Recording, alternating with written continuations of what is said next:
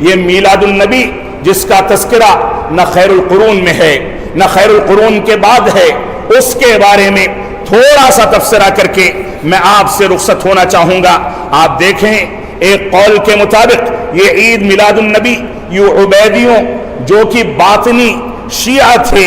ان لوگوں نے ایجاد کیا، جن کی حکومت 326 ہجری سے لے کر کے 567 ہجری تک چلی۔ ان لوگوں نے میلاد النبی، میلاد علی، میلاد حسن، میلاد فاطمہ، میلاد حسین اور میلاد بادشاہ وقت کے نام سے بہت ساری عیدیں ایجاد کی، اور اس عید کو بھی ان لوگوں نے رواج دیا۔ اور امام سیوطی رحمۃ اللہ علیہ کے قول کے مطابق اس عید کو باقاعدہ رواج دینے والا سب سے پہلا انسان اربل کا بادشاہ مظفر ابو سعید تھا، جس نے اس میلاد کو 625 ہجری میں رواج دیا، اور اس کا سب سے پہلا فتویٰ دینے والا ابو الخطاب دحیہ تھا، ابن دحیہ تھا،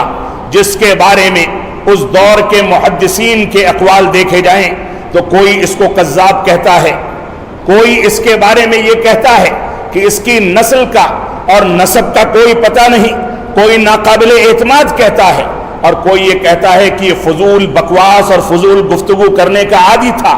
اس وجہ سے اس کی باتوں پر اعتماد نہیں کیا جا سکتا۔ تو آج ہم نے فاطمیوں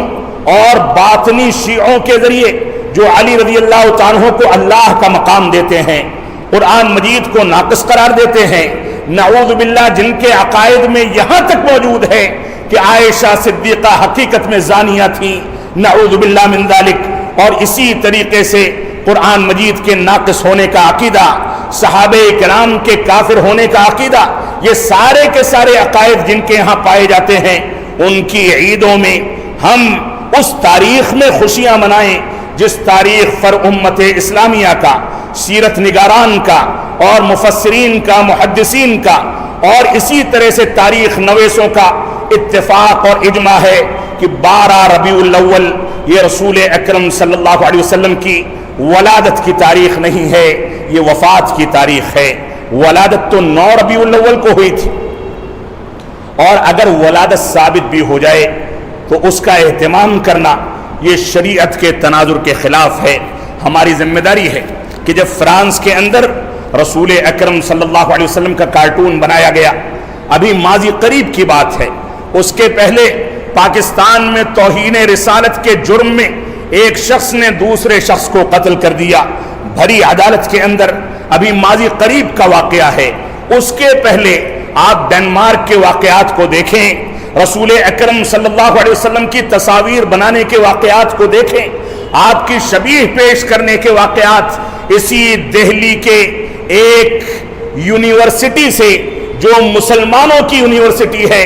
اسی میں پڑھانے والے ایک پروفیسر نے جس انداز سے رسول اکرم صلی اللہ علیہ وسلم کی توہین کی، آپ کی شبیہ پیش کرنے کی کوشش کی، یہ پوری کی پوری داستان ہے جس کو میں چھیڑنا نہیں چاہتا۔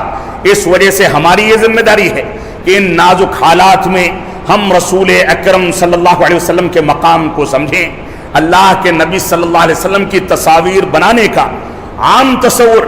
ایران کی حکومت میں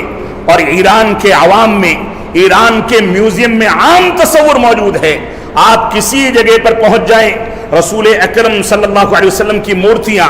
ان کی تشبیہ اور اسی طرح سے ان کی تصاویر موجود ہیں۔ یہ ساری کی ساری صورتیں یقیناً رسول اکرم صلی اللہ علیہ وسلم کی توہین پر مبنی ہیں۔ ہماری ذمہ داری ہے کہ اس توہین کو مکمل سنجیدگی کے ساتھ غور و فکر کر کے اس دنیا سے ختم کرنے کی کوشش کریں۔ اللہ کے نبی صلی اللہ علیہ وسلم کے عہد مبارک میں بھی یہ فتنے پائے جاتے تھے، آج بھی یہ فتنے موجود ہیں، لیکن ان کو دیکھ کر کے اگر ایک مسلمان قرآن و سنت کی جانب، سیرت رسول کی جانب رجوع کر لے تو یہی اتنا کافی ہے۔ اللہ رب العالمین ہم کو قرآن و سنت کی پیروی کرنے کی توفیق عطا فرمائے، ہم کو اس بات کی توفیق عطا فرمائے کہ ہم نبی آخر الزماں کے حقوق کو ادا کریں،